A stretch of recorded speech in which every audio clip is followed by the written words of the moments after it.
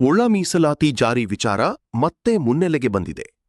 ಬೆಂಗಳೂರಿನಲ್ಲಿ ನಿನ್ನೆ ನಡೆದ ಒಳ ಮೀಸಲಾತಿ ಕುರಿತ ಸಭೆಯಲ್ಲಿ ಮಾಜಿ ಮುಖ್ಯಮಂತ್ರಿ ಸಿದ್ದರಾಮಯ್ಯ ಅವರು ಭಾಗವಹಿಸಿ ಒಳ ಮೀಸಲಾತಿ ಜಾರಿಗೆ ತಮ್ಮ ಬೆಂಬಲವನ್ನು ಮತ್ತೊಮ್ಮೆ ಸ್ಪಷ್ಟಪಡಿಸಿದ್ದಾರೆ. ಸಭೆಯಲ್ಲಿ ಮಾತನಾಡಿದ ಸಿದ್ದರಾಮಯ್ಯ ಅವರು ತಾವು ಇದೀಗ ಸರ್ಕಾರದ ಮುಖ್ಯಸ್ಥರಲ್ಲದಿದ್ದರೂ ಸಾಮಾಜಿಕ ನ್ಯಾಯ ಮತ್ತು ಒಳ ಮೀಸಲಾತಿ ವಿಚಾರದಲ್ಲಿ ತಮ್ಮ ನಿಲುವಿನಲ್ಲಿ ಯಾವುದೇ ಬದಲಾವಣೆ ಇಲ್ಲ ಎಂದು ಹೇಳಿದ್ದಾರೆ.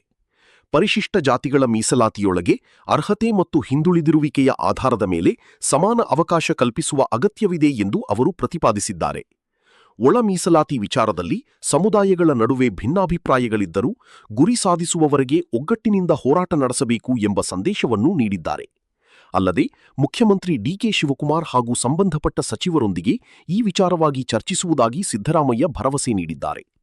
ಒಟ್ಟಿನಲ್ಲಿ ಒಳ ಮೀಸಲಾತಿ ಜಾರಿಗೆ ಸಂಬಂಧಿಸಿದಂತೆ ಸಿದ್ದರಾಮಯ್ಯ ಅವರ ಈ ಹೇಳಿಕೆ ರಾಜ್ಯದಲ್ಲಿ ಮತ್ತೊಮ್ಮೆ ಚರ್ಚೆಗೆ ಕಾರಣವಾಗಿದೆ.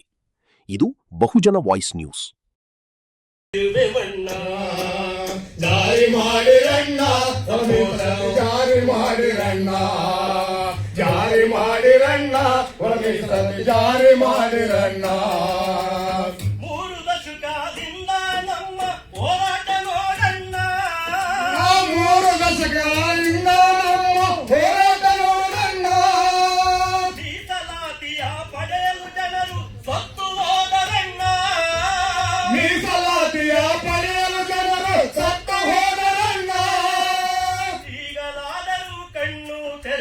ನ್ಯಾಯ ನೀಡಿರಣ್ಣ, ಮದಿಗರ ಗೋಳ ಕೇಳಿರಣ್ಣ.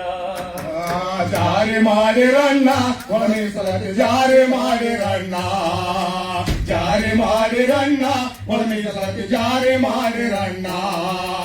ಜಾತಿಯಿಂದಲೇ ದಬ್ಬಾಳಿಕೆಯಿಂದ ನೊಂದ ಜನರು ಹಣ್ಣ, ಜಾತಿಯಿಂದಲೇ ದಬ್ಬಾಳಿಕೆಯಿಂದ ನೊಂದ ಜನರು ಹಣ್ಣ, ಜಾತಿಯಿಂದಲೇ ದಬ್ಬಾಳಿಕೆಯಿಂದ ನೊಂದ ಮದಿಗರಣ್ಣ, ಜಾತಿಯಿಂದಲೇ ದಬ್ಬಾಳಿಕೆಯಿಂದ ನೊಂದ ಮದಿಗರಣ್ಣ.